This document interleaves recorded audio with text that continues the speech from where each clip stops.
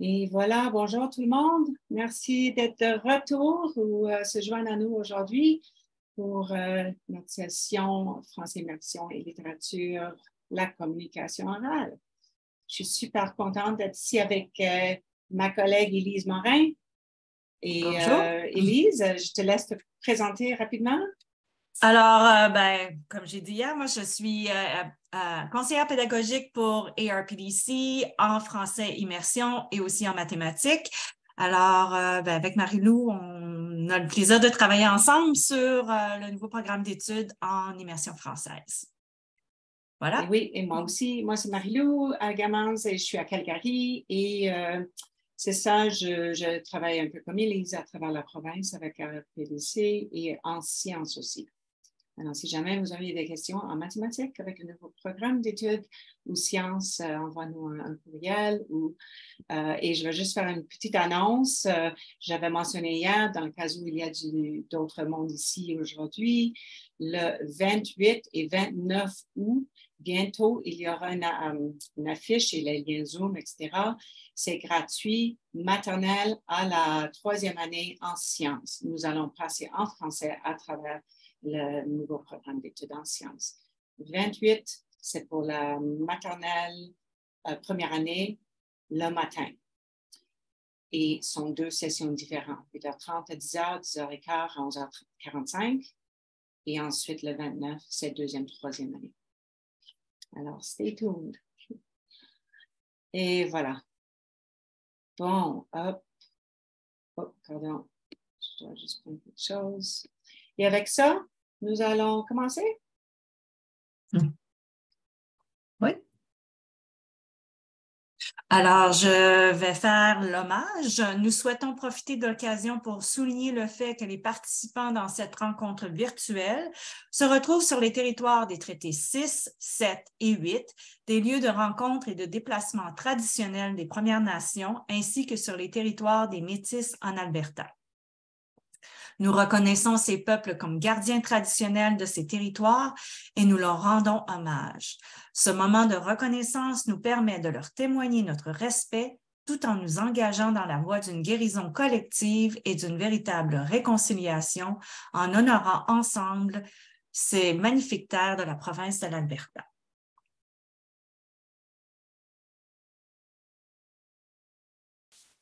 Alors aujourd'hui, hier, c'est pour ceux et celles qui étaient avec nous, nous avons fait un survol du curriculum d'architecture et de la conception. Alors aujourd'hui, on va vraiment entrer à l'intérieur de ce qu'est la communication orale, le domaine de langue et comment on peut intégrer d'autres outils de langue dont on a parlé hier. Et ce sera suivi dans les prochaines journées avec la compréhension de texte et ensuite la production de texte et plusieurs exemples de planification d'unités et de leçons pour vous aider là, vraiment dans l'implantation du programme dans vos classes. Voilà. Alors aujourd'hui, nous allons juste commencer avec ça. Des statistiques qui viennent du Canada juste avant COVID. Il y a beaucoup de choses qui ont changé depuis le dernier décennie.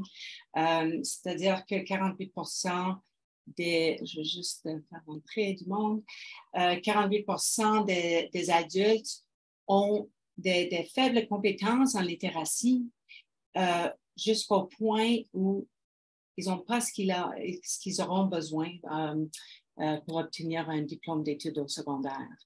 Alors, c'est quelque chose, je veux dire que notre tâche est là pour vraiment enseigner la littératie, comment emmener ces élèves, les élèves dans nos classes pour être vraiment compétents en lecture et la compréhension, etc.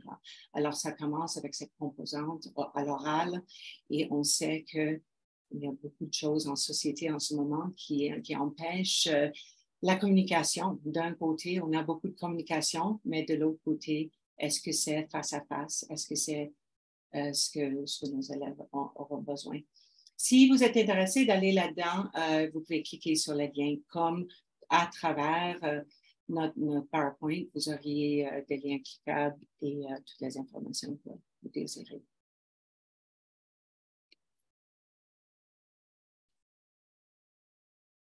Alors, on a vu hier les 9 idées organisatrices. Aujourd'hui, on va regarder quelques-unes des idées organisatrices, à commencer par la communication orale. Ensuite, on va parler du vocabulaire, de la conscience phonologique et on va aussi parler de la grammaire un peu. Okay, donc, ce sont nos outils qui vont soutenir notre idée organisatrice principale ou le domaine de langue, la communication orale. Et vous l'avez vu hier, on repasse au travers, alors nos outils dans le centre, et c'est juste une façon à mieux comprendre le curriculum. Et bien sûr, quand New Learn Alberta, c'est pas organisé comme ça forcément, mais pour nous en français, c'est à part. Et dans New Learn, vous allez trouver cela, mais pas sur le site elle-même. C'est dans les ressources, vous allez trouver le curriculum numéroté. Et c'est sur ARPDC. Ouais. Voilà. Ouais. Oh, pardon, ARPDC. Ouais. Ouais.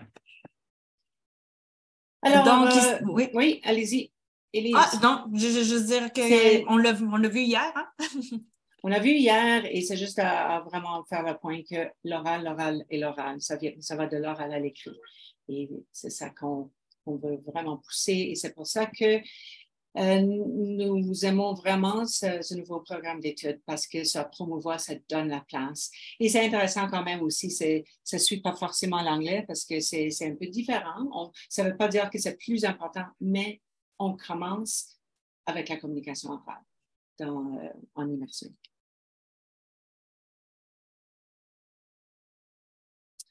Et ici, je ne sais pas si vous êtes pas probablement familier avec Scarborough Reading Rope. Alors, Michelle Magna-Corriveau, elle est quelqu'un que peut-être vous connaissez aussi, une chercheuse de Laurentian University. Et elle a énormément de choses qu'elle a créées avec sa collègue aussi et sur AlphaGraph. Il les a mis un lien en bas cliquable que vous pouvez aller chercher celui-ci et d'autres informations sur elle. Mais ici, c'est vraiment à dire que on a besoin de la compréhension du langage et l'identification des mots vraiment interreliés pour avoir cette compréhension. Alors, vraiment, ces connaissances antérieures, encore, on avait parlé hier du fait qu'on doit, dans la salle de classe, souvent bâtir ces connaissances antérieures vraiment pour nos élèves. Souvent, si disons, ils viennent d'un environnement anglophone et ils sont dans un programme anglais, ils ont souvent déjà des connaissances, ils viennent à la maternelle avec ça. Et on doit vraiment transférer ça. Alors ça, c'est vraiment les faits, les concepts, etc. et les savoirs. Et le vocabulaire, c'est vraiment cette ampleur, la précision de ces liens. On sait que c'est un gros défi de bâtir le vocabulaire, mais c'est explicité dans ce nouveau programme d'études que nous allons passer au travers, à travers des jeux, à travers la morphologie. Vous allez trouver que c'est beaucoup plus clair qu'auparavant comment bâtir ce vocabulaire, nos élèves. Et encore, la structure du langage, la même chose, raisonnement verbal, c'est vraiment les inférences, etc. Alors, on a besoin de tout ça. L'identification de mots, conscience phonologique, le décodage et reconnaissance automatisée des mots familiers. Tout ça, c'est vraiment la littératie structurée et on peut aller, si jamais ça vous intéresse, on va offrir aussi des sessions là-dedans qui vont vraiment rentrer dans cette identification de mots et vraiment comment bâtir un mur de son et voilà. Et des choses comme ça. Mais on a vraiment besoin les deux pour avoir une bonne compréhension.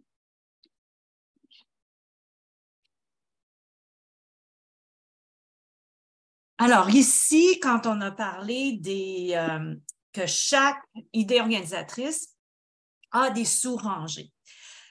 ici, dans celle-là de la communication orale, on a 5 sous-rangées, c'est-à-dire l'écoute active, de la production orale, le langage collaboratif, les traditions orales, donc tout ce qui est francophone et autochtone, Premières Nations. Et aussi, on a des activités, des référents culturels et par rapport à la francophonie. Je vais vous montrer un document que vous allez retrouver sur le site de ARPDC qui a été créé avec la numérotation qu'on vous a déjà montré hier parce que même si là, ça peut rien vous dire, là, ces petits numéros-là à côté, ce que j'aime de ce document-là, c'est que chaque idée organisatrice est déjà divisée dans toutes les sous-rangées qui existent pour chaque idée organisatrice. Donc, ici, vous pouvez voir, là, si on regarde la communication orale, qui est la première idée organisatrice, bien, vous voyez, on a nos 5 sous-rangées. Et chaque autre outil de langue ou domaine de langue, c'est la même chose. Donc, je trouve que c'est une bonne chose pour référer à ça. Ah, excuse-moi, moi, je pesais sur le mien, puis je pensais que c'était... Merci, Marie-Lou. Et quand on arrive à jour 4, quand on vous montre notre planification, nous avons utilisé cela. Alors, vous allez voir qu'en planifiant, ça peut aussi aider dès qu'on est plus familier avec. Alors, je veux juste... Quelqu'un a marqué dans le chat qui voulait avoir le lien. Je vais vous le mettre dans le chat. Comme ça, vous allez avoir accès à ça tout de suite. Et il y avait une autre question. Quelqu'un qui disait, est-ce que c'est important de donner le mot en français et sa traduction ou c'est mieux de ne pas donner la traduction, mais le visuel et d'autres mots semblables? Ah, c'est intéressant comme question. Moi, je dirais que ça dépend. Ça dépend du niveau, premièrement. Ça dépend de l'intention.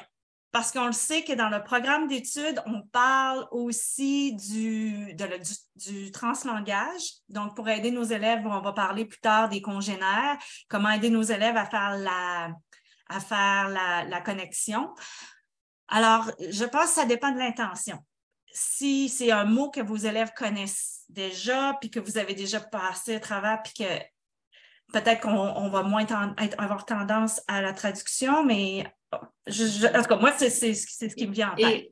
Et aussi, c'est l'intention, mais c'est le niveau et c'est l'élève et c'est beaucoup de facteurs, c'est quel contexte. Mais souvent, si on peut montrer l'image, si on peut associer avec quelque chose et une émotion, on sait, selon la recherche, que c'est de connecter avec des connaissances antérieures, une image pour bâtir, et si on peut, c'est une histoire, les émotions, on peut vraiment, ça va accrocher aussi. Ouais. Et peut-être un petit point là-dessus aussi, c'est le fait que nos élèves, il ne faut pas oublier, surtout nos jeunes élèves, leur cerveau est déjà ouvert à l'apprentissage de langue, beaucoup plus que nous. Donc, ils apprennent du vocabulaire à tous les jours. Donc, pour eux, que ce soit en français ou en anglais, c'est du vocabulaire que j'appelle ça un crayon ou un pencil. Ils ne savent pas avant là, qu'on leur donne le vocabulaire. Donc, il faut aussi leur donner, pas nécessairement aller trop rapidement vers la traduction, je pense, à ce niveau-là. Je suis tout à fait d'accord. Voilà. Alors, maintenant ici, je veux vous montrer... avant, oui. On va vous faire travailler un petit peu. Hier, on a parlé des verbes. Alors, ce que j'aimerais que vous fassiez, c'est de regarder, soit selon votre niveau scolaire, les verbes que vous voyez dans cette sous-rangée qui est l'écoute active. Et je vous donne peut-être une petite minute pour regarder est-ce que ça vous dit quelque chose, puis de peut-être l'écrire. Je vais juste voir si je peux juste mettre ça un peu plus grand. OK. Puis peut-être écrivez dans le chat ce que vous remarquez. Parce que peut-être c'est mieux là.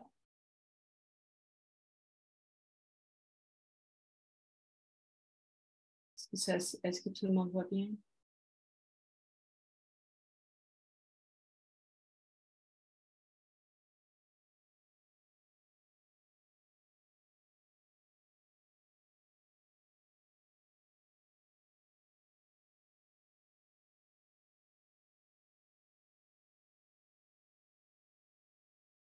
prenant dans le chat. Oui, merci Daniel d'avoir mis le lien pour ARPDC en français. Excellent. Oui, et où est-ce qu'on trouve le verbe? Dans quelle rangée aussi? Souvent, je vous dis, souvent, les concepts sont un peu partout, mais souvent, nos concepts sont en connaissance et même les définitions sont là-dedans aussi.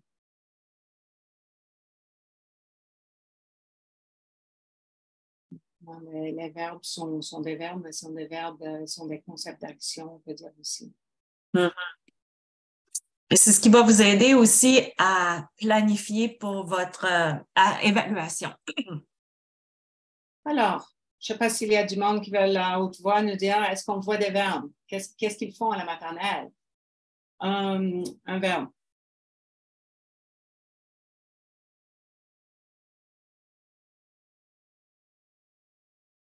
Ou la première année. Ou on vous montre. Oui, je pense qu'on va leur montrer. Okay. Alors, on a le verbe explorer qui est en maternelle. Ensuite, quand on se rend en première année, on est rendu à interpréter. Donc, on va un petit peu plus loin. Quand on a vu hier interpréter, merci Roxy. On est allé un petit peu plus loin dans notre taxonomie de Bloom. Un petit peu plus loin. Deuxième année, on est encore dans interpréter. Et troisième année, là, on va encore un petit peu plus loin. Là, on va décrire. Là, il faut que vraiment que j'utilise, que je sois capable de regarder ce que je fais, puis d'être capable de parler de ce que je ressens, puis de ce que je fais. Donc, ça, c'est une compétence qui est beaucoup plus avancée que, par exemple, juste explorer ou interpréter. Voilà. Et donc, c'est... oui. Pardon, Élise, mais juste à vous dire aussi que nous avons énormément de PowerPoint qui expliquent pour vous, mais qui emmenez vos élèves dans cette direction aussi. Qu'est-ce que ça veut dire observer? Qu'est-ce que ça veut dire décrire? Qu'est-ce que ça veut dire interpréter, etc. Alors, vous allez avoir à votre disposition des PowerPoint pour travailler avec vos élèves, pour que vous puissiez leur donner ces compétences-là pour l'utiliser en mathématiques, en sciences, etc. Okay.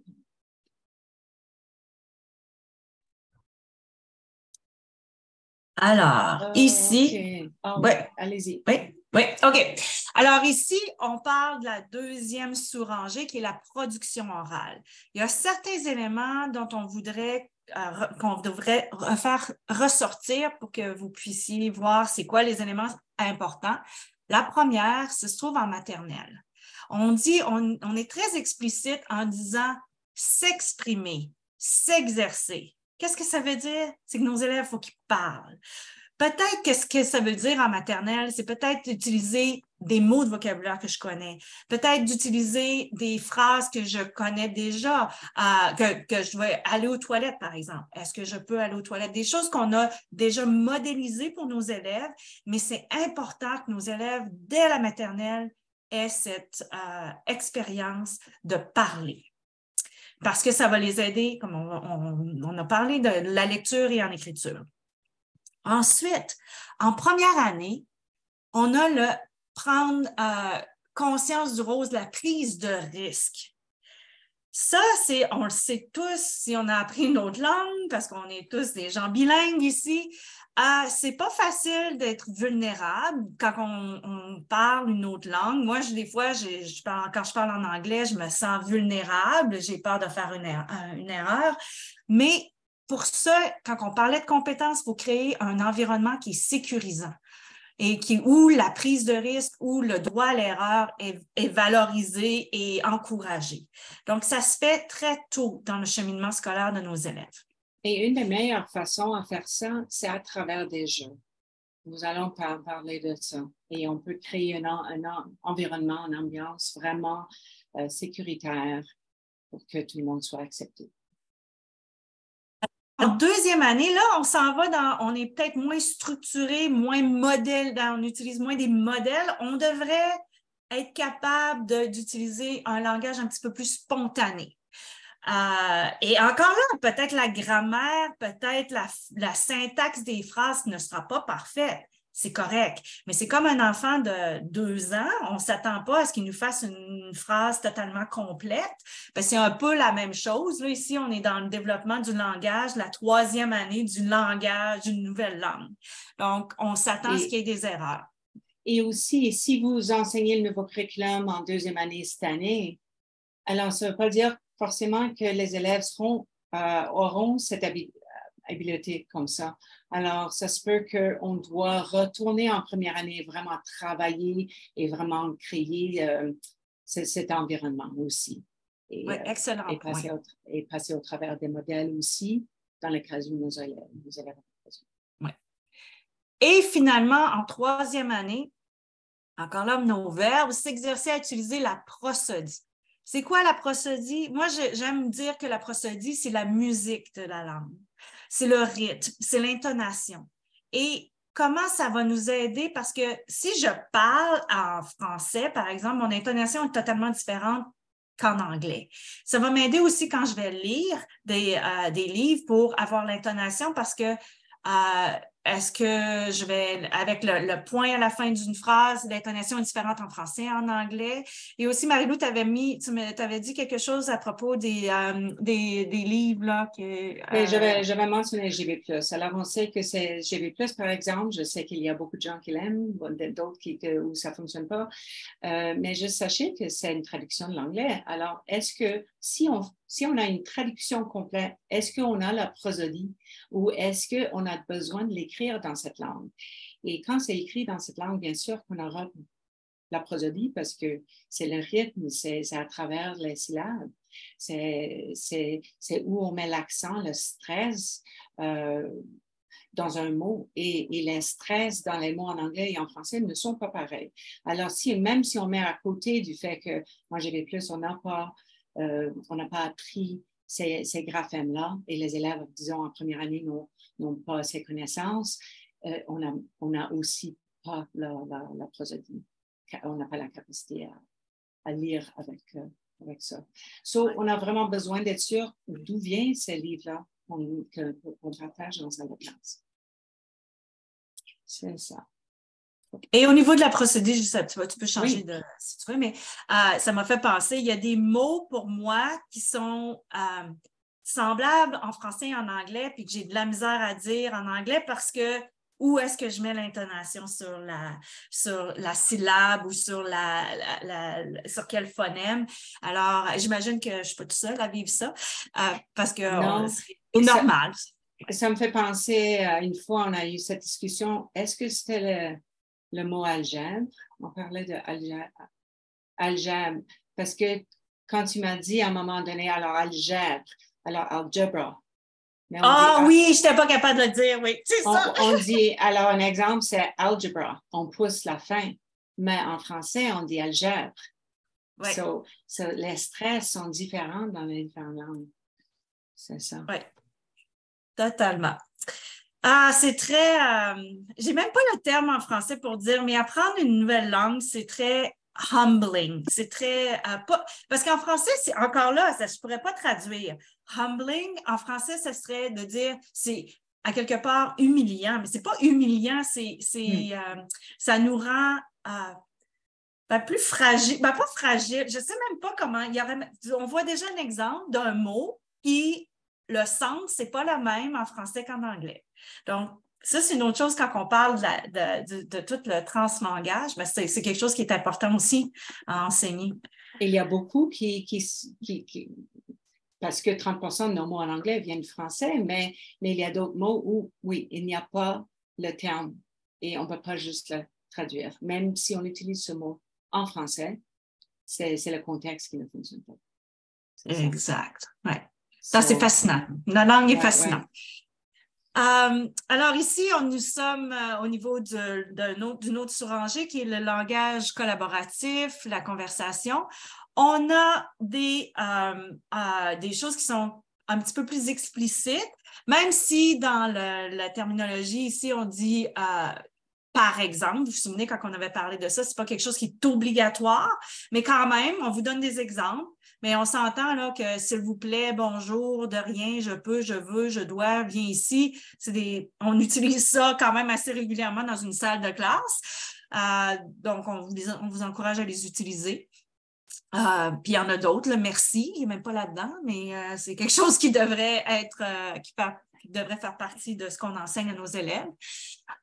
Ensuite, au niveau des habiletés, on a expérimenté le cercle de la parole. Ça, c'est un élément qui est très, très important dans toute la communication orale. Et je crois que vous le faites déjà dans vos classes. La plupart à l'élémentaire, on fait le calendrier, on fait certaines choses comme ça, le temps sur le tapis. Mais je crois qu'aussi, c'est le temps de faire certaines choses en cercle, ensemble, parce qu'un cercle, c'est la communauté. Alors souvent, c'est le calendrier, c'est pas en cercle, forcément. Mais c'est ça, c'est vraiment de travailler ce temps de l'écoute active et le respect et toutes les compétences rentrent là-dedans. C'est vraiment un travail à bâtir des citoyens aussi. Et souvent, ce qu'on voit dans le programme d'études, on va le voir aussi que le cercle de parole est souvent relié aux traditions des Premières Nations et des Inuits et des Métis, mais ce n'est pas que ça. C'est, comme Marie-Lou l'a bien expliqué, c'est toute l'idée de la communauté. Et dans le fond, quand on parle de compétences, c'est le savoir-être. Comment je suis dans ma communauté, comment je me comporte. Donc, c'est tout le langage collaboratif et respectueux. Oui, je dis souvent à l'élémentaire, quand nous sommes en cercle, que nous sommes une personne, mais en société. Alors, on ne peut pas échapper ça. On est ensemble. On est un arbre dans la forêt. On n'aurait pas une forêt si on n'avait pas plusieurs arbres. Alors, on peut vraiment parler à nos élèves comme ça.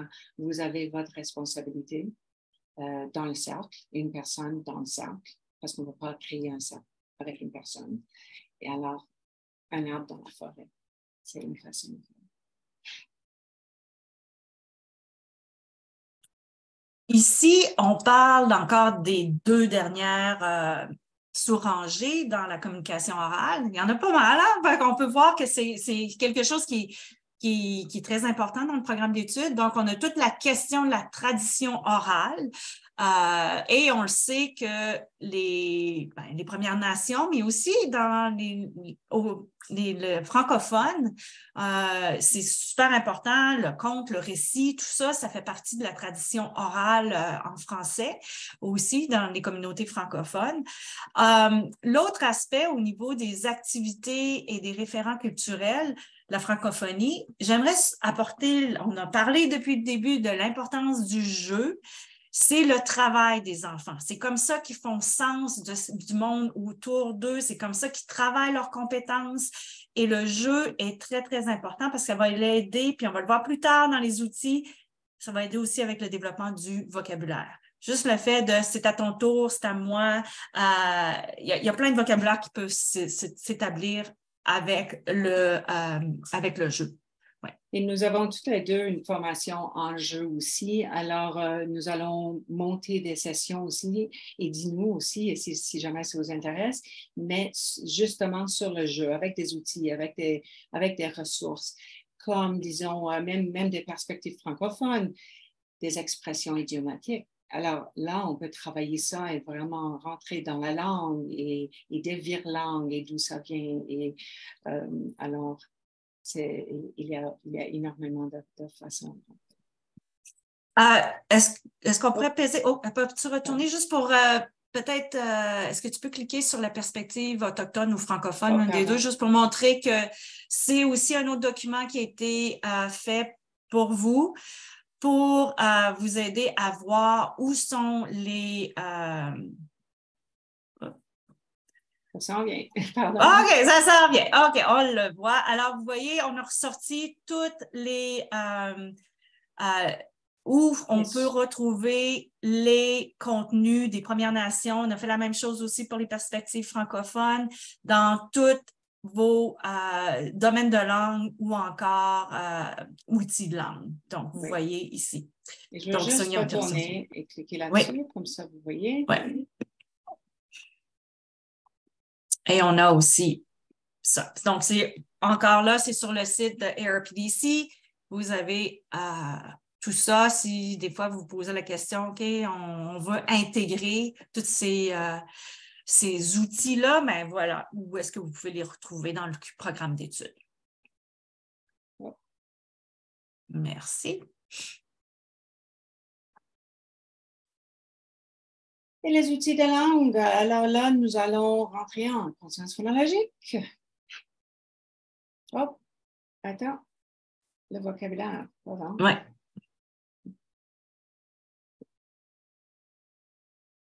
Alors, le vocabulaire, ça, c'est une citation, je cherchais le mot en français, une citation qu'on a traduite qui vient de Beck et McCall. Ce sont des chercheurs en littératie structurée. Nous devons également enseigner le vocabulaire aux élèves avant qu'ils n'apprennent à lire et nous devons continuer à enseigner explicitement, je mets l'emphase là-dessus, sur explicitement, ça ne tombe pas du ciel, là, le vocabulaire aux élèves qui ont des difficultés à apprendre à lire dans les premières années scolaires. Et c'est d'autant plus important pour nos élèves en immersion parce qu'ils n'ont pas ces connaissances antérieures. Voilà. Alors, au niveau du vocabulaire, on va ressortir quelques éléments. Donc, déjà, on a parlé du jeu, l'importance du jeu. Il est là dans votre programme d'études. Ça le dit maternelle. Puis, c'est pas juste maternelle, là. On n'oublie pas, là, il y a des jeux, là, on peut jouer jusqu'au secondaire. Comme adulte aussi, on peut jouer. Alors, participez à des jeux. Donc, c'est vraiment explicite là-dedans. Donc, on peut voir que ça peut être un outil de langue qui peut nous aider avec le domaine de langue de la communication orale. Au niveau du première année, on voit vraiment qu'on passe de... oui, vas-y. Pardon, j'allais juste montrer plus grand, mais si jamais ça peut aider, je peux faire du va-et-vient. Ici, est-ce que c'est mieux? Oui. Alors, l'autre élément, c'était en première année, quand on regarde le résultat d'apprentissage, c'est vraiment très explicite qu'on nous dit entre le lien entre l'oral et l'écrit. Vous allez le voir très, très souvent dans le programme d'études. Il est là. Et c'est basé sur la science. L'autre élément dans première année qu'on a ressorti, c'était l'idée de la langue parlée à la maison et les mots en français. On le sait que de plus en plus, on a des élèves, non seulement qui sont anglophones, mais qui vont venir aussi, qui sont allophones, qui vont parler d'autres langues. Alors, c'est une richesse. On peut l'utiliser comme connaissance antérieure qui peut nous aider à faire le tremplin vers la nouvelle langue d'apprentissage. Donc, c'est vraiment ici, on peut voir dans le programme d'études la progression entre l'oral à l'écrit.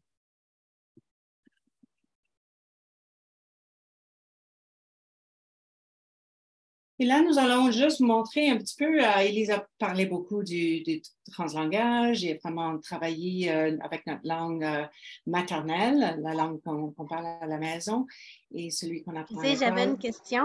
Oui. Oh. J'essaie de mettre la question, mais je n'arrive pas. Ça parle en deuxième année, les mots de niveau 1, niveau 2, niveau 3. Qu'est-ce que c'est les mots de niveau 1, niveau 2, niveau 3? Est-ce qu'il y a une liste? Où est-ce qu'on trouve ça?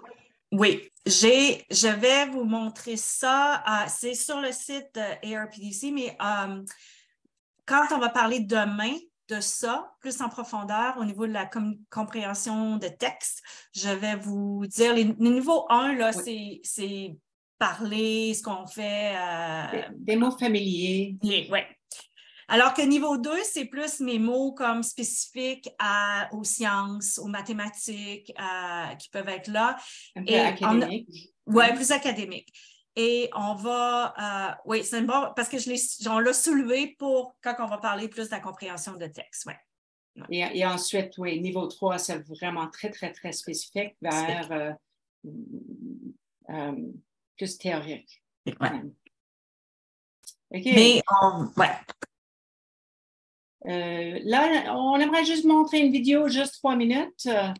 Et c'est ici, juste, qu'est-ce que ça ressemble dans une salle de classe, les congénères, ou travailler avec notre langue maternelle de la maison dans une classe d'immersion ou francophone. Alors, je vais juste élargir.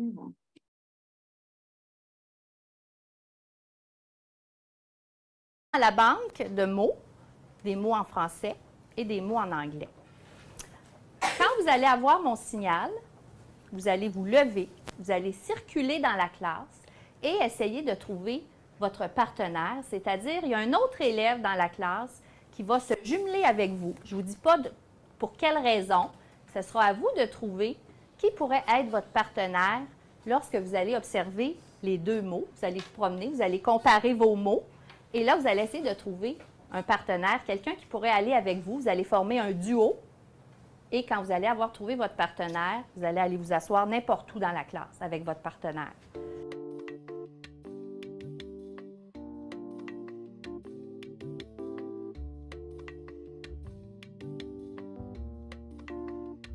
Alors, allons-y, allons chercher notre partenaire.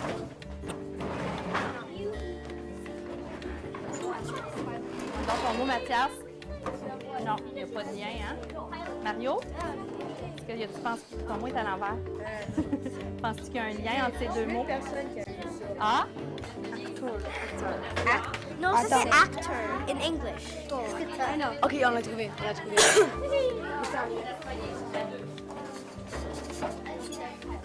Je sais. Il y en a un en français, puis il y en a un en anglais.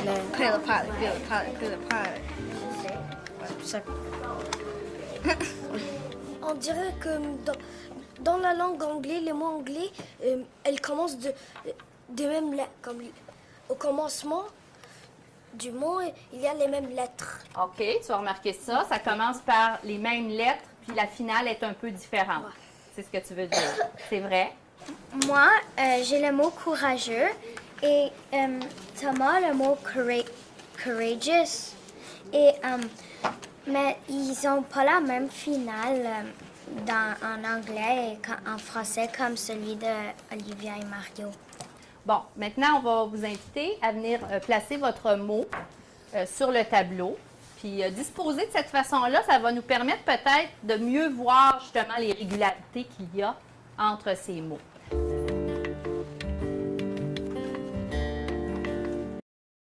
Et c'est ça. Oh, Marie-Lou, il y avait une question dans le chat. Oh, c'était quelle année? À quelle année ces élèves-là? Là, c'était, oui, je l'avais mis parce qu'on commence un peu plus tôt. Ça, c'est la 4e année. Alors, mais c'est juste à vous montrer. Vous auriez accès ici et,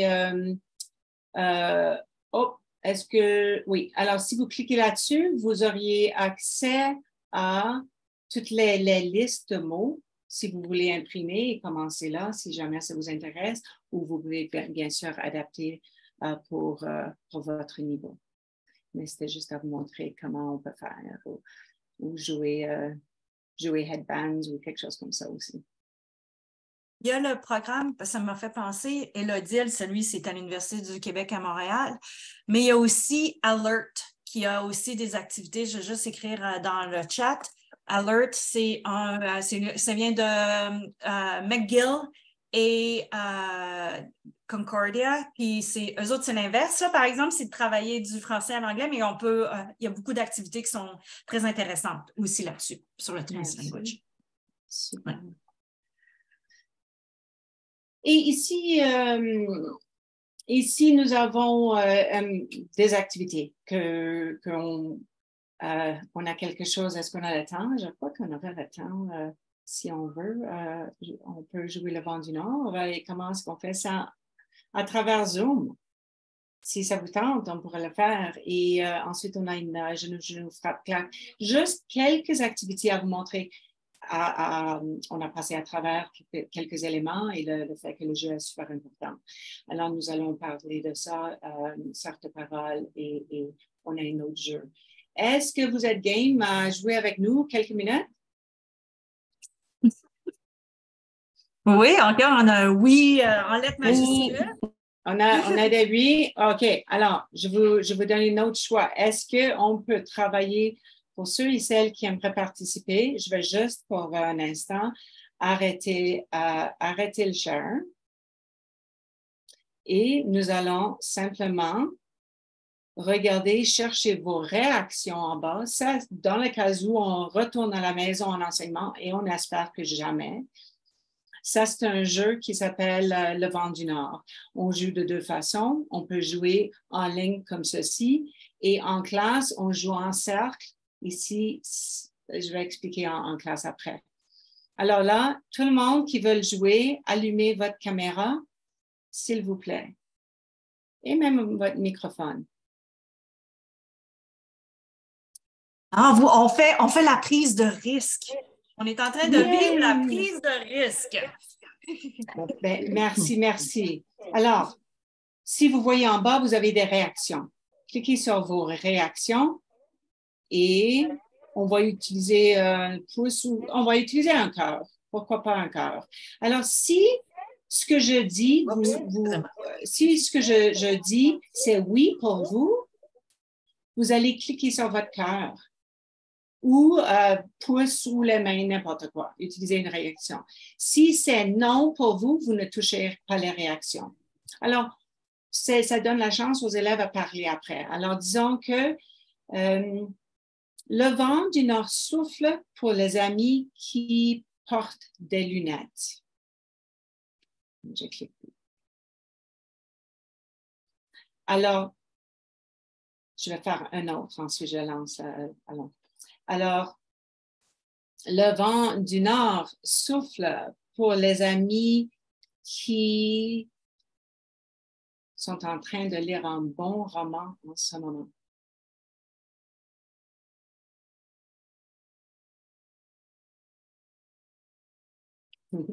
Pas le temps peut-être, on voit quelqu'un qui rit.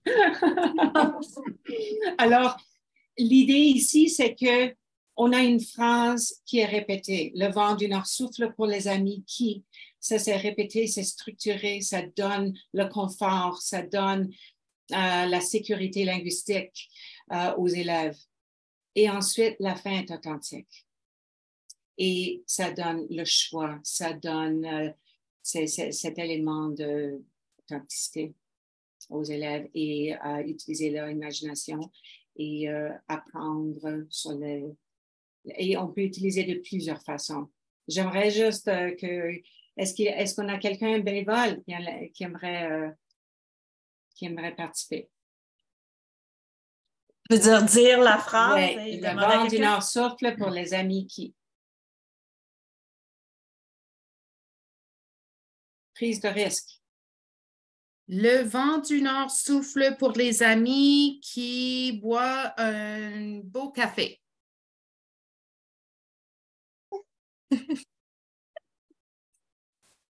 Présentement ou oui? Deux personnes. J'ai de l'eau là présentement.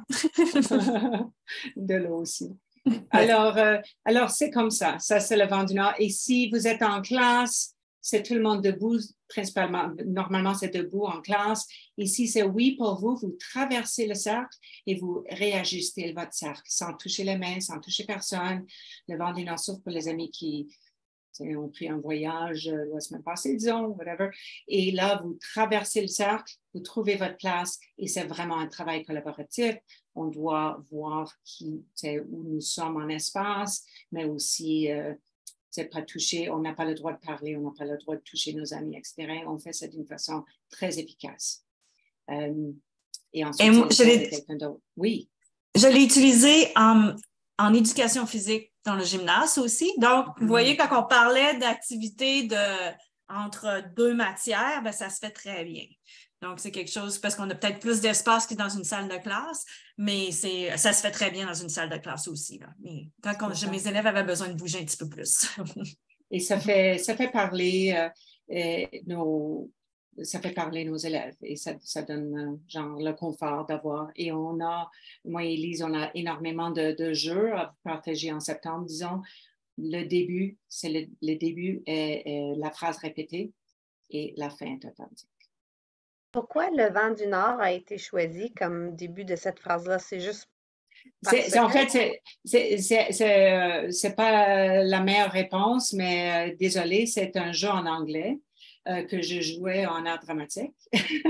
Et c'était juste une phrase nonsense sentence. Alors, un peu rigolo, on peut utiliser n'importe quoi. Mais si vous remplacer. voulez, tu pourrais, même quand il déplace dans le cercle, il pourrait déplacer comme le vent qui souffle. C'est une façon de... Voilà, 100%. Oui. Absolument. On peut aussi dire, choisissez votre animal. Si on a, et là, vous allez marcher comme un pingouin. Vous allez marcher comme... et c'est ça. Mais quand même, on ne fait pas de bruit et on ne touche pas nos amis. Sinon, ça devient la jasette en passant. Et ça prend trop de temps. C'est à vous à gérer et utiliser de votre façon. C'est juste un tremplin pour aller plus loin. C'est ça, je vais retourner ici.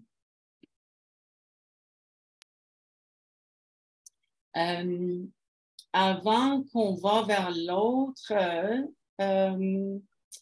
Genou frappe claque, qui est une autre qui promouvoit l'écoute active, cet outil-là.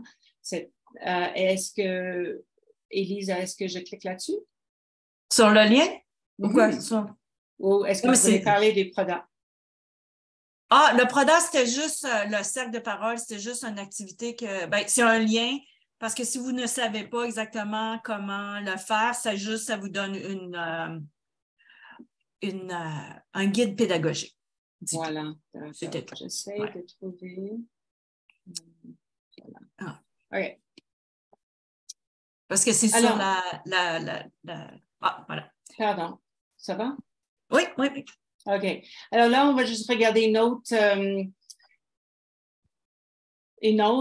genou frappe claque. Et comment est-ce que vous pouvez, quand vous regardez ça, comment est-ce que vous pouvez le mettre ça dans votre contexte? Changer ça, changer le jeu, utiliser le jeu, avec quelle matière, de quelle façon?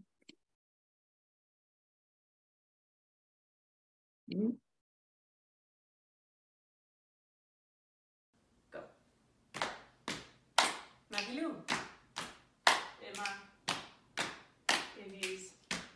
Et là, on peut continuer ou on peut changer de sujet. Venteux, tapis, la neige, la grêle, brouillard, ensoleillé. Mais là, on va un peu trop vite, ralentir. Est-ce qu'il y a d'autres façons à appliquer cette stratégie? OK. Mes deux filles qui m'ont aidée pendant le COVID. Oh, pardon, je vais juste faire.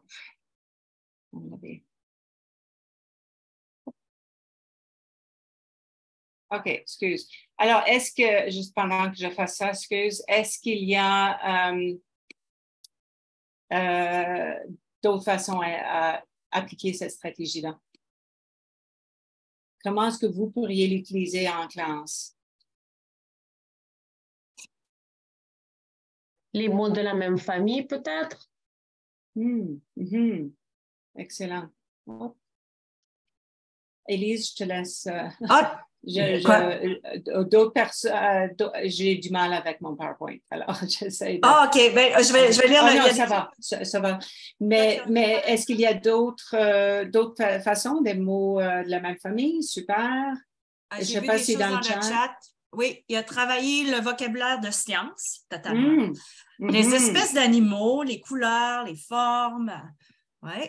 Excellent, donc, merci. Notre vocabulaire. Ouais. Alors, qu'est-ce que ça donne le jeu?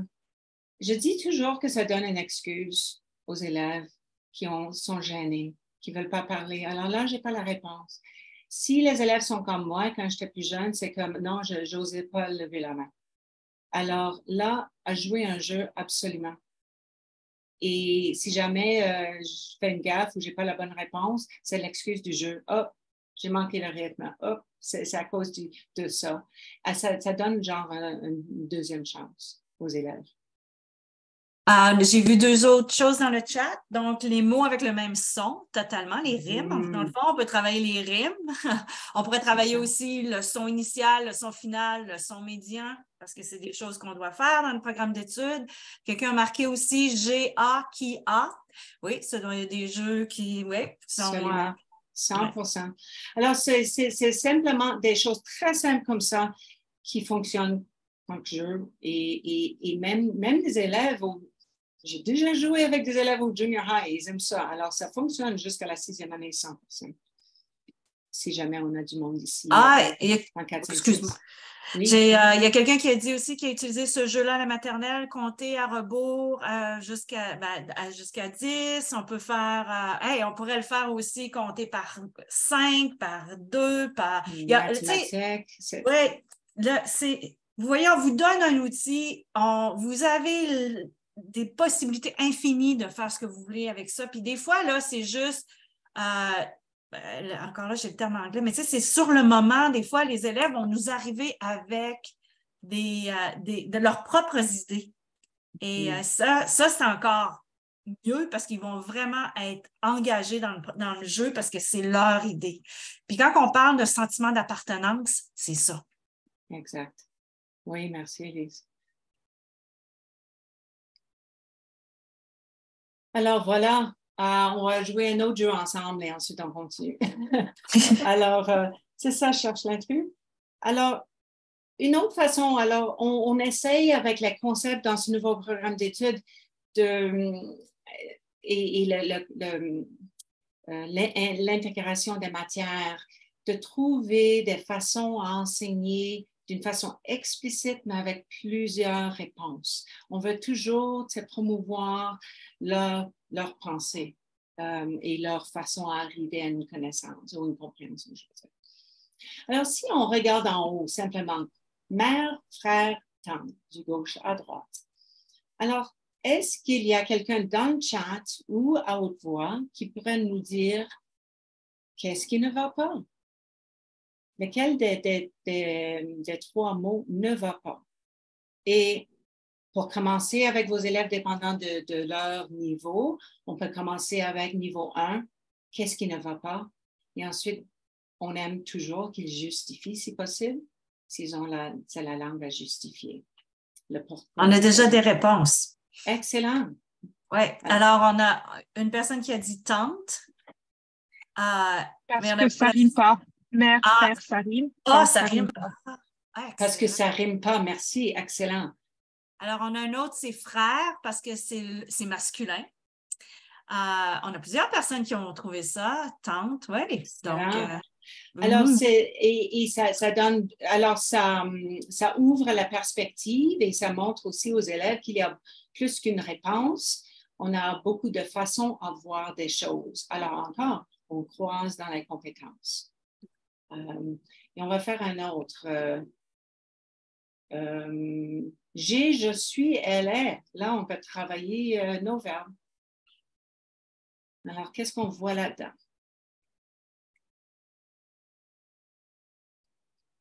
Elle est, pourquoi qu'on a dit elle est ici?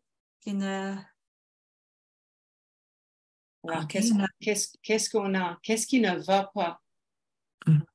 Il y a quelqu'un qui a mis G parce que c'est le verbe avoir, alors que les 2 autres sont le verbe être. Merci. Une autre personne a dit elle, parce que c'est la 3e personne, le pronom 3e personne. Vous voyez tous les niveaux qu'on va là-dedans, là? G, oui.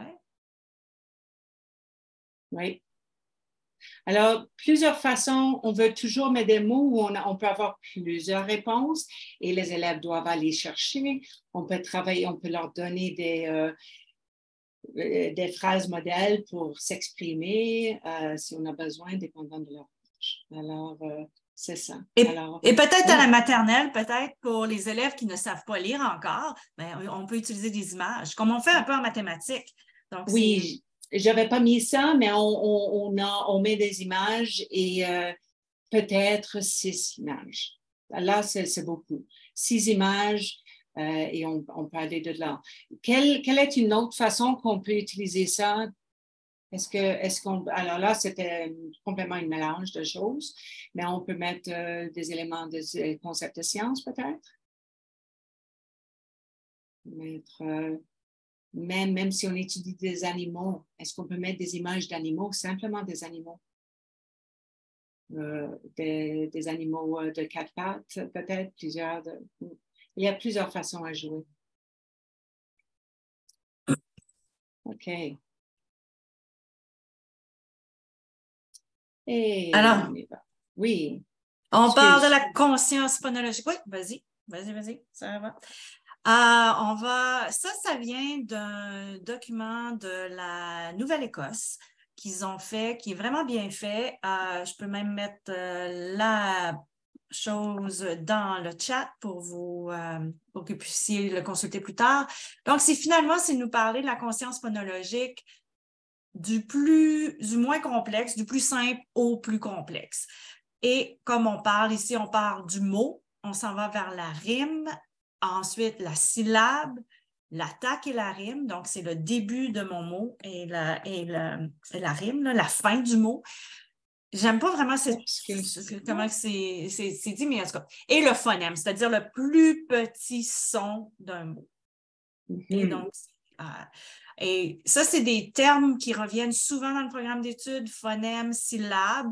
Donc, c'est des choses que vous devez comprendre. Et aujourd'hui, on va mettre l'accent sur la syllabe à l'oral. Parce qu'il y a une différence en français entre la syllabe à l'oral et une syllabe à l'écrit. C'est sûr. Voilà. Je vais juste mettre ça dans le chat. Vas-y. Alors là, on va faire une autre, je crois, la dernière activité. Et c'est juste que on va voir combien de phonèmes. Alors, qu'est-ce qu'Élise avait dit à propos d'un phonème? C'est le plus petit son. Unité de son. Alors, si on dit ma, on va dire ma, c'est combien de phonèmes? M, a. M, a. Qui peut mettre dans le chat ou à haute voix, qui veut faire mot? Combien de sons? Combien d'unités de son en mots? 2. M-O. Est-ce que c'est M ou on dit... Pardon. Non, ça va. M-O. Mo. Excellent. Et ami? 3.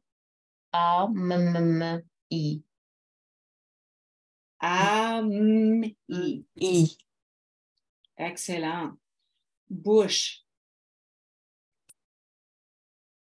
3. Bouche. Alors. 4. J'attendais. Est-ce que c'est 3 ou est-ce que c'est 4? Alors, ça dépend d'où vous venez. Alors, les phonèmes, normalement, on a 36. Dans d'autres places, on a 37 et 38. Mais du côté international, c'est vraiment 36. On compte 36 ici au Canada. Par contre, si jamais, là, je dis b ou ch. Mais si je viens de la sud de la France, disons, peut-être c'est b ou ch, bouche. Oui, justement, je suis francophone d'ailleurs. Voilà. Alors, si vous venez de là et vous allez enseigner de cette façon-là, et peut-être vous allez aussi enseigner dans l'ouest du Canada, souvent on dit bouche ou on dit beurre. Mais absolument, c'est une langue vivante et on doit enseigner selon des accents et les phonèmes, ce sont les sons. Et alors, c'est à l'oral. Et la façon qu'on parle est différente des différentes régions. Alors, on va juste sauter à septembre et ensuite... Oh, il y avait une question. Oui. Parce que quelqu'un disait « E est muet dans bouche ». E, OK, c'est ma voyelle qui suit mon groupe consonne, c'est le CH. Donc, pour faire sonner ma consonne, j'ai besoin d'une voyelle. Oui, en effet, ça pourrait être... c'est pas vraiment une lettre voyelle, c'est plus pour faire sonner mes consonnes qui sont avant. Une lettre muette serait plus comme dans mot. le T, on ne l'entend pas, c'est une lettre muette.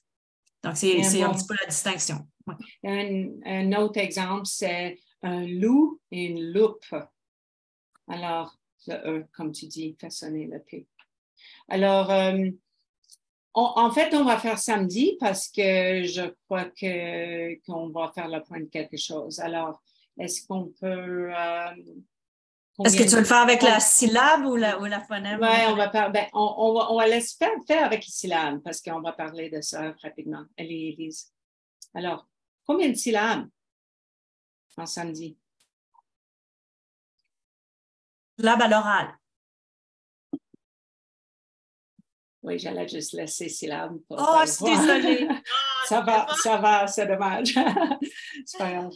Voilà, alors... Oh, quelle est la façon scientifique de dire la voyelle qui fait sonner la consonne? Je ne sais pas. Oui, moi non plus. Ouais. Dès que vous auriez la réponse, dis-nous. Il faudrait que je regarde dans mes livres de linguistique, là, mais moi, c'est ce que je dis à mes élèves. Quand ça fait sonner. Ouais. Mais il doit y a une terminologie, là, je suis certaine. Oui. Alors si tu ne l'appelles pas la lettre muette, comment tu l'appelles? C'est juste la voyelle qui fait sonner la consonne? C'est tout? Oui. Parce qu'elle n'est pas muette comme telle, on l'entend. Ben, ouais. C'est pas comme ami E. Le E est muet, on ne l'entend pas. Lui, il est muet. Mais là, ici, la voyelle qui suit fait sonner ta consonne qui la précède. Tu comprends la différence? Oui, je voulais juste savoir comment l'appeler. Oui. Donc, pour moi, ce n'est pas une lettre muette. Alors, nous allons regarder, j'avais dit les phonèmes. On va juste faire samedi à l'oral et à l'écrit parce qu'on doit avancer, on a le temps qui coule. Alors, c'est combien? Alors, il y a une différence. Alors, on rentre là-dedans dans des sessions un peu plus précises. Alors, combien de voyelles à l'oral? Je pense qu'à l'oral, c'est 2 et à l'écrit 3. C'est ça. Alors, on doit différencier ça entre à l'oral et à l'écrit parce qu'il y a bien sûr des mots et différencier ça pour nos élèves. Alors, on va faire un... Oui? Je vais juste faire le pont avec le E muet. Là. Tout ça, c'est la même chose. En samedi, c'est ça. Ton E, le rôle, c'est de faire sonner ton M. On ne dit pas... En tout cas, ici, en Amérique du Nord, on dit samedi. On ne dit pas samedi. Alors, c'est pour ça, le rôle du E, c'est pour faire sonner mon M qui le précède. Le M. Oui, et j'apprécie comment tu dis ça ici au Canada ou dans l'Amérique du Nord. Alors, ça dépend d'où encore. Ouais. Et à expliquer aux élèves, parce qu'on a des élèves qui viennent un peu partout et ça se peut qu'à la maison, ils parlent d'une façon ou une autre. Alors, on doit montrer la différence. C'est ça. Alors, dernièrement, je t'écrivais dans le chat combien de phonèmes en septembre?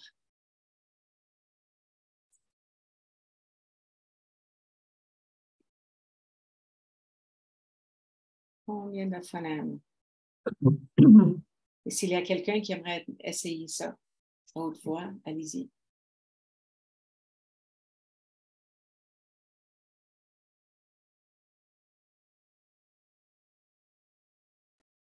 Est-ce qu'il y a... OK. Je ne sais pas s'il y a quelqu'un qui aimerait... Mais il y a quelqu'un qui l'a mis dans le chat. Pour moi, c'est 6. C'est beau. Oh, 6, quelqu'un a dit? Oui. S, P, T, en, B, R. OK. Alors, on avait un son après le S. Est-ce qu'on l'a entendu? Quel est le phonème qui vient après S, E, T, en, B, R, 7? C'est ça. Alors, merci tout le monde.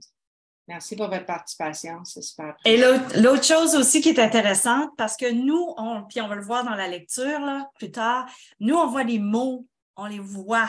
Donc, quand quelqu'un nous dit le mot, on le voit, comment il est écrit. Alors, des fois, c'est ça qui va nous faire, qui va faire la différence entre ce qu'on va entendre comme le nombre de phonèmes, alors que nos élèves qui n'ont pas peut-être encore ces connexions-là dans leur cerveau pour voir les mots, eux autres, ça va être peut-être plus facile pour eux d'entendre les sons individuels. Absolument. Bon point. Et voilà. Alors, au niveau de la phonologique, ici, la rime, on va parler, encore là, la première chose, c'est vraiment à l'oral, la rime à l'oral. On a aussi ressorti le mot pseudomot. Ce n'est pas nécessaire de faire qu'avec des mots, de vocabulaire que nos élèves connaissent. Surtout si on regarde à la maternelle, là, ça va être assez limité quand même, le nombre de mots de vocabulaire qu'ils ont en français. Donc, et c'est important de jouer avec ces mots et les sons, parce que ces sons-là, oui, on peut... Il y a plein de jeux maintenant qui sont sortis depuis un an aussi, et on peut créer nos propres jeux. Ouais. Il y a beaucoup plus de livres, évidemment, en anglais avec de rimes pour enfants qu'en français, mais là, il y en a, ça commence. Là, il y en a de plus en plus. Mais c'est important de jouer avec ça. L'autre aspect qu'on voulait souligner, c'est encore là le mot à l'oral. On veut que nos élèves entendent à l'oral comment les rimes sont à l'oral. Et en deuxième année, on fait vraiment le pont entre la lecture et l'écriture. Okay. Remarquez qu'en troisième année, il n'y a rien présentement. OK? Mais il se retrouve, parce que là, on fait vraiment le lien ici, on est dans la conscience phonologique à l'oral. En troisième année, on pense que nos élèves ont déjà une bonne connaissance à l'oral. Maintenant, on peut aller à l'écrit. Donc, c'est pour ça, le PT, c'est la production de texte et on appelle la sous-rangée effet. Bon, on peut débattre du terme, mais donc, c'est là où ils se retrouvent pour ceux et celles qui enseignent en troisième année. On est rendu à l'écrit. C'est ça. Et donc, encore là, c'est la progression ici que vous pouvez voir. Puis, c'est très clair aussi dans le verbe choisi, s'exercer à produire des textes qui contiennent des rimes. Oui. Et donc... Et comme Élise avait dit hier, c'est super important aussi oui, ça dit, c'est conscience phonologique n'est pas là, mais on sait qu'on doit travailler ça à l'oral. On doit pas oublier.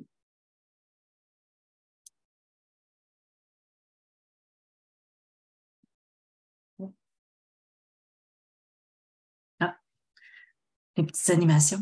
Oui, excuse, c'est un peu en retard. Non, c'est pas grave, c'est pas grave.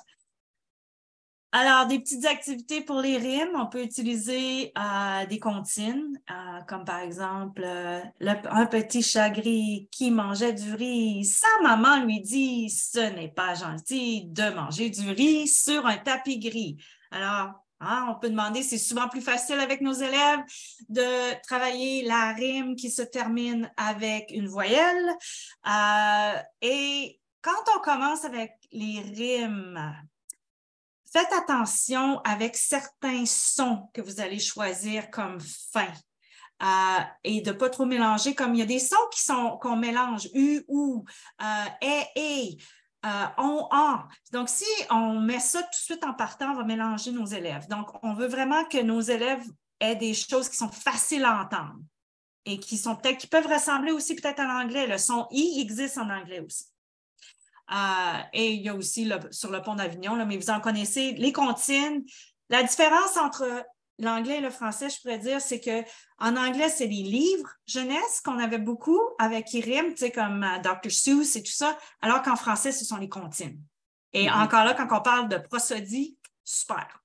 Les comptines pour travailler le rythme. Une collection de livres que j'aime beaucoup, c'est Jeannette la crevette. J'ai ces livres ici. Et ça vient des éditions Malin. Moi, j'ai une dépendance, Marie-Lou pour en dire, pour acheter des livres. Ils ont aussi Hector l'alligator et Simon le saumon. Et lui, ça fait un lien avec les mathématiques. Donc, c'est des livres qui viennent des éditions Malin, ils ont des belles choses. Et finalement, des activités qu'on peut parler, c'est de créer des rimes avec des mots et des pseudomots. Okay? Donc, on s'amuse avec le langage. Puis les élèves trouvent ça bien drôle de dire des mots qui sonnent drôles. Ils trouvent ça drôle. Et si jamais il y a du monde ici on sait qu'il y a des premières, mais la troisième année aussi, on a jeudi des planifications de plans de leçons inutiles avec des rimes. Ouais. Et aussi, première année aussi. Oui, c'est ça. J'aimerais juste vous dire aussi, il y a un couple de sites web, mais un, c'est dictionnaire-de-rimes.com. Je crois que c'est dicorim.com. Alors, ça, c'est une autre place à trouver là-dedans. Vous avez un dictionnaire, vous pouvez écrire, travailler, trouver d'autres mots de 1 syllabe, 2 syllabes, 3 syllabes, etc. So, c'est vraiment pratique. Ici, c'est simplement quelque chose à montrer que c'est gratuit.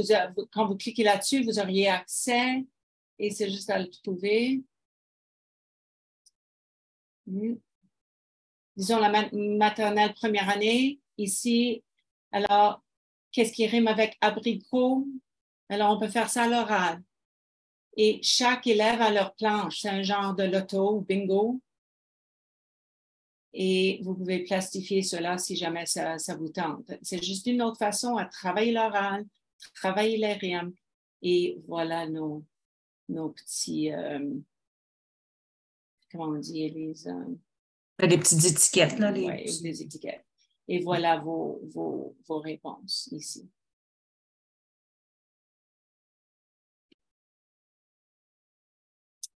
Et ici, c'est l'encodage. Alors, quand on parle en troisième année, deuxième, troisième, alors encore un autre jeu que vous pouvez aller voir. On a un rime ici. Clou. Alors, c'est à l'envers, bien sûr, parce qu'on peut le couper ou faire comme vous voulez. Mais l'idée, c'est d'avoir l'encodage. Alors, est-ce que les élèves peuvent mettre ces mots ensemble? Est-ce je ne vais pas cliquer. As-tu le lien, Élise, pour ça? Ou est-ce que... Il est en bas. C'est sûr. Oui, c'est là, pardon. Alors, qu'est-ce qui est intéressant là-dedans, c'est que je ne sais pas si ça va prendre du temps, les voyelles sont séparées.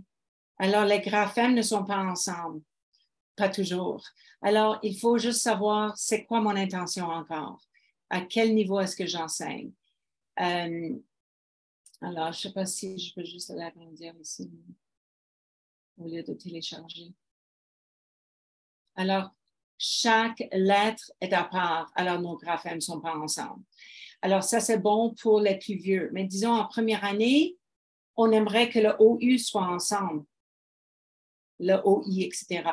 Mais plus tard, en troisième année, on doit épeler, on doit savoir comment. Alors, ça, c'est juste un autre jeu à jouer sans crayon ou stylo en main.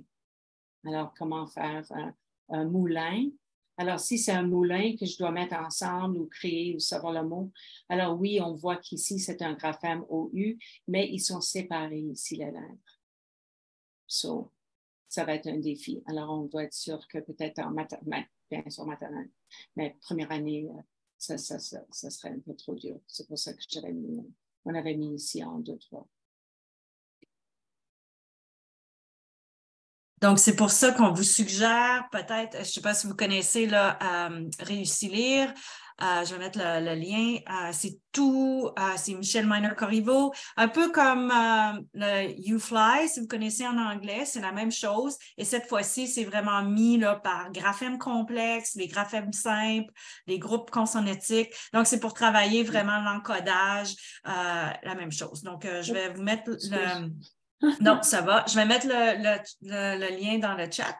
Comme ça, vous pouvez avoir accès à ça. C'est gratuit. Et ils ont une tonne d'activités. Ils en ont pour les verbes, tout ça. Donc, je vous invite, si vous ne connaissez pas, à aller voir. C'est tout basé sur la science de la lecture. Même dame qui avait le Scarborough Reading Lab. Et voilà. Alors, on souligne encore le principe alphabétique, c'est vraiment de conscientiser les élèves vers cet élément que ce n'est pas naturel, ce n'est pas facile et qu'il y a une grande différence entre les lettres. On n'a pas juste 26 lettres, on sait lire. Il y a des sons, il y a l'oral, il y a des symboles qui représentent ces sons-là. On a des lettres, mais on a aussi des graphèmes et des combinaisons. Alors, on peut avoir un B et on peut avoir un B et on peut avoir un symbole qui représente. Alors, un OU, c'est un graphème, mais le O et le U individuellement peuvent être des lettres aussi. Alors, c'est vraiment d'emmener les élèves et les expliquer que c'est pas du jour au lendemain qu'ils vont vraiment rentrer là-dedans. La première fois que j'ai vu, c'était dans votre classe, Élise, tu avais toute la lettre de l'alphabet alentour d'une salle de classe, mais disons, et je ne promouvois pas une chose ou l'autre, une ressource ou l'autre, mais raconte-moi la leçon. Et en dessous, alors on a A et ensuite on a A. Alors, on a A la lettre et en A un graphème. On a B lettre, B graphème, etc. Alors, ça montre visuellement aussi aux élèves qu'il y a une différence. Et c'est ça. Alors aussi, parce qu'on sait que est-ce que c'est plus facile d'aller de l'oral à l'écrit ou de l'écrit à l'oral aussi? Alors, ils sont complètement des compétences différentes aussi. Et que on sait que... Qu'est-ce qui est plus facile, l'oral à l'écrit ou l'écrit à l'oral, voyez-vous, pour nos élèves? Et on va reparler demain aussi. Ben, c'est ça. OK. Pensez-y, puis demain, on va c'est ça. Revenez avec. Ouais. Oui, on doit avancer. Ouais. OK. Alors, ici, la manipulation de phonèmes, beaucoup de syllabes, trop de syllabes pour moi ce matin. Oui, donc encore l'oral, vous allez comprendre là, que c'est vraiment de l'oral à l'écrit. C'est clair, on parle des mots, des phonèmes, des syllabes et on passe vraiment de l'oral. C'est vraiment à l'oral. Comment? Et comment on fait ça? Parce qu'on a des petites activités aussi pour vous montrer. Ah, ouais. Pardon. Non, ça va? Vas-y. Je ne savais pas combien de petits... non, c'est ça. Non, c'est parce qu'il reste 10 minutes. Oui, c'est ça. Nous allons juste... Ça, c'est simplement vous montrer, pas que isoler est plus important que substituer. C'est juste qu'on commence souvent avec isoler. Alors, j'ai un serpent. Je dis quel est le son qui commence? Un serpent. Alors, je peux isoler ce son-là. Alors, je ne vais pas passer tout au travers, mais c'est juste là, c'est dans le PowerPoint pour vous à voir les étapes. Mais segmenter, juste sachez que à peu près 80% de nos élèves en difficulté de lecture ne peuvent pas segmenter. Alors, si vous voulez voir rapidement si votre élève, si c'est vraiment un problème plus profond ou qu'ils n'ont pas leur son, ils ne connaissent pas leur son vraiment, c'est de leur demander de segmenter un mot, comme grandir au mouton, ou, on. S'ils ne peuvent pas faire ça, c'est parce qu'ils ne connaissent pas leur son, probablement. Et on doit repasser au travers.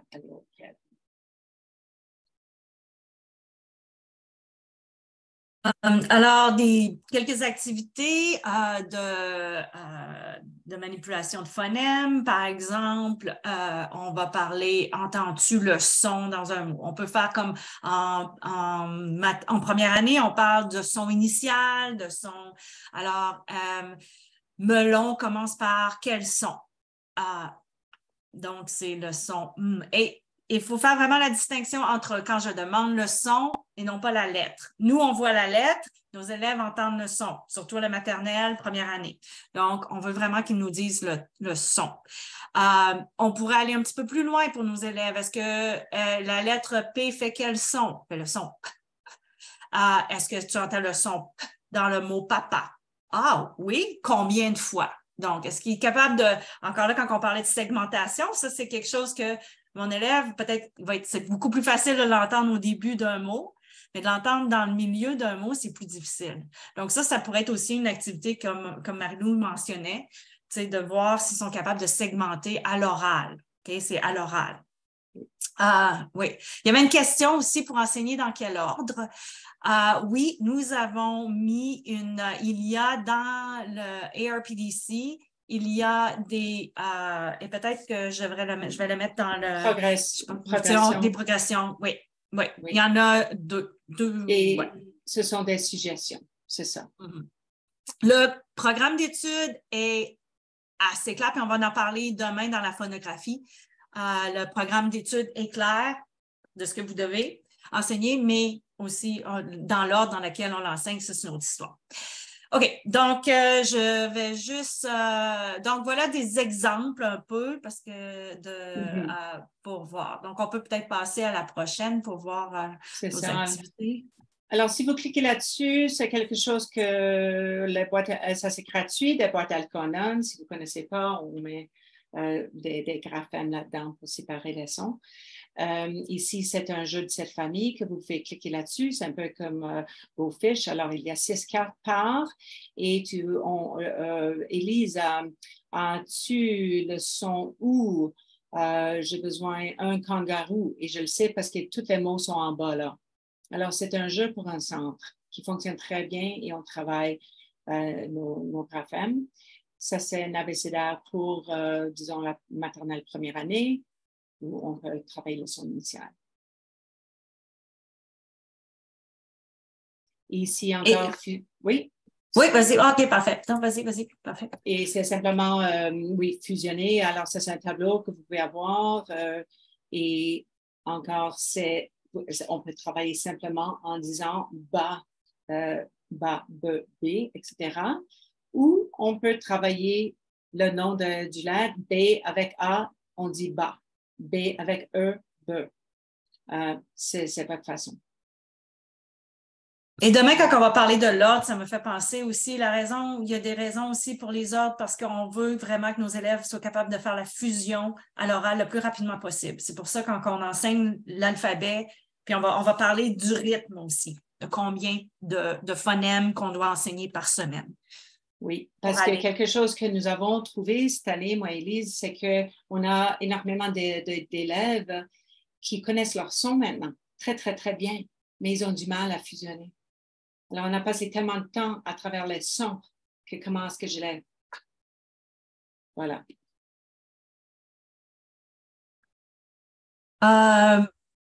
Ça, on l'avait vu un peu. Non, oui, ça va. Au niveau de la phrase. Non, ça va. La phrase, c'est ça. C'est un peu le même principe. Oui. Voilà. Et ici, on vous a mis des activités de segmentation, de fusion plus au niveau de la phrase, comme la chanson La neige tombe sur mon nez, peut-être que vous connaissez déjà. Jean Petit qui danse, donc c'est une chose aussi qui est bien, donc on ajoute toujours un mot.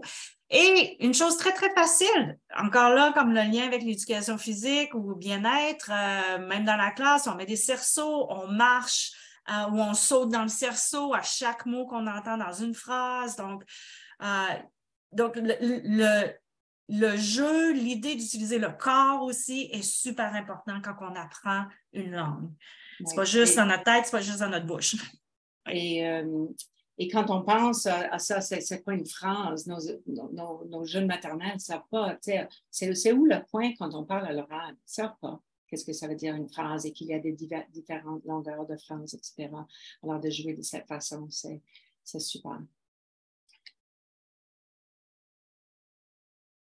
Oups. Tu jouais, non? Voilà. OK. Et on fait la course ici. La grammaire de la phrase. C'est encore la même chose. C'est vraiment à l'oral. On n'enseigne pas à un jeune enfant le verbe avoir au passé composé en s'assoyant puis en lui donner un cours théorique. On le fait. Exact. On vient qu'on le sait. C'est ça. Et on sait à l'oral, et on pousse l'oral parce qu'on sait que la maternelle, on a énormément à l'oral. Et la première année, et de moins en moins. dès qu'on arrive en deuxième, troisième, dès qu'on arrive au junior high, on n'a quasiment plus à l'oral. Alors, on doit vraiment pousser ça et promouvoir ça. Ici, c'est juste encore une activité PowerPoint que vous pouvez cliquer dessus. Je ne vais pas rentrer là-dedans, mais vous pouvez le changer de votre façon, faire une copie et c'est tout en colonne. Alors, on a des noms, on a des verbes et on peut créer des phrases folles. Alors, un peu comme Madlib, si vous êtes, si vous vous en souvenez de ça. Alors, c'est une façon et on peut ajouter des colonnes, peut-être des prépositions à un moment donné, ou des adverbes ou des adjectifs, etc. Et vraiment apprendre les parties d'une phrase de cette façon-là. Et à l'oral, de faire ça. Ouais.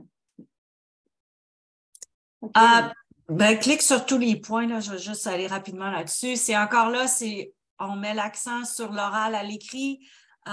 Tout ce qu'il y a, vous voyez, en maternelle, il n'y a rien. Mais ça ne veut pas dire qu'on ne fait pas rien du masculin et du féminin, parce qu'on le fait à l'oral. Donc, utilisez des déterminants, si vous pouvez.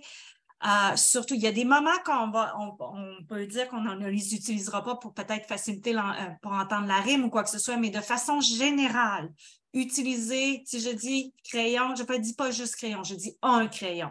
Parce que ce n'est pas naturel pour nos élèves qui sont allophones, à moins qu'ils parlent espagnol, mais même encore là, des fois, les genres ne sont pas les mêmes. Alors, ce n'est pas naturel parce qu'en anglais, il n'y en a pas. Donc, il faut vraiment que ça soit fait à partir de la maternelle. Et cette grammaire implicite, oui, ça vient de l'oral. Alors, parce qu'on écrit ce qu'on entend dans la tête éventuellement. Alors, on doit vraiment placer ça. Je vais juste... où est-ce qu'on trouve le jeu? Vous allez cliquer là-dessus. Vous auriez accès dès que vous auriez le PowerPoint en PDF. Merci. Pardon, Élise. Non, ça va, ça va. Ouais. Donc, voilà, c'est juste le point que je voulais mettre ici, c'est que ça commence vraiment à l'oral pour s'en aller en troisième année plus à l'écrit. Alors, on peut aller peut-être à l'autre. Ouais, voilà. C'est ça. Et ici, ce sont encore, vous pouvez cliquer sur les images ici, ainsi que tout cela. Alors, ce sont juste encore pour des centres, des activités à faire parce que c'est très abstrait. Les déterminants, comment on peut rentrer là-dedans et c'est tellement, comme Elisa a dit, on n'a pas ça en anglais non plus. Et alors, c'est un peu compliqué. Alors, si on peut avoir des catégories, on sait que aussi, ça intègre, on travaille classifier des choses en sciences. Alors, on va travailler un peu les sciences en même temps ou les mathématiques ou quoi que ce soit. Et vous auriez accès à ces documents-là pour travailler. Vous pouvez utiliser des jetons ici. Ils ont des petits jouets. Bon. Alors, on a voulu juste pas parler des choses et sans vous donner des outils. C'est ça. Et voilà encore la conjugaison de verbes, comme on a mentionné tant plus tôt. Ce qui est bien, je trouve, avec le nouveau programme d'études, c'est que c'est beaucoup plus clair. On le sait un peu plus là, quel verbe qu'on va enseigner, à quel temps de verbe qu'on va enseigner. Mais comme vous pouvez constater, maternelle première année, on ne fait pas vraiment, là, mais ça part de l'oral. Mais on le fait à l'oral. Okay? Excellent. Oui. Et je pousse ce point encore. 2, 3, 4, 5, 6. N'oubliez pas de continuer à l'oral. Dès qu'on commence à écrire, on oublie parfois. Alors ici aussi, vous avez un jeu, vous allez cliquer là-dessus. Je ne vais pas prendre le temps de regarder, mais c'est là pour vous. Et aussi, vous pouvez rentrer là-dedans. Il y a d'autres sources. Je vais juste vous montrer. Je sais qu'on dépasse le temps. Je vais regarder rapidement. Si vous cliquez là-dessus, vous auriez quelque chose comme ça. Malheureusement, c'est toujours en anglais parce qu'on avait monté certaines choses en anglais et ensuite, je l'avais fait en français. Ce n'est pas une traduction. C'est un... Alors, je vais juste passer rapidement. Ça vous donne qu'est-ce que je fais pour cette activité à l'oral, etc. Mais ici, un continuum de maternelle à la 6e année pour l'expression des idées, l'interprétation des idées ici. Et ensuite, guide de réussite pour une évaluation. Exprimer ses idées, interpréter ses idées. Alors, pour l'élève et l'enseignant. Alors, ça, c'est juste là pour vous. Et on est arrivé. Oui. Est-ce que vous avez des questions, des commentaires? On le sait là, qui est midi. Il y en a pour qui vous avez fait, c'est votre deuxième session de la journée aussi. Alors, oui. Alors, on vous remercie d'être ici encore aujourd'hui et c'est ça. Demain, c'est la compréhension de texte. Compréhension de texte, oui. Et là, on va parler vraiment de la progression aussi. Excellent. Alors, on sera là pour quelques minutes. Si jamais ça vous tente de nous poser des questions, je vais arrêter l'enregistrement et encore, on vous remercie. Question, on n'a pas reçu